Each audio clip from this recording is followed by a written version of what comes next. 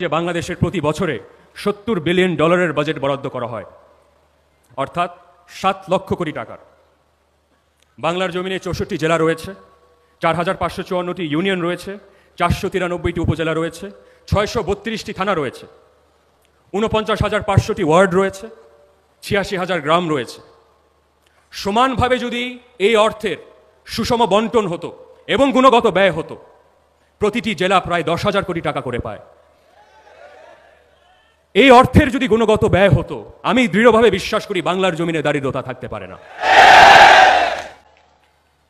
যতদিন পর্যন্ত কেন্দ্রীভূত অর্থনীতি থাকবে, ততদিন পর্যন্ত তৃণমূল পর্যায়ের মানুষের কাছে প্রবৃদ্ধির সুফল আমরা পৌঁছে দিতে পারবো না।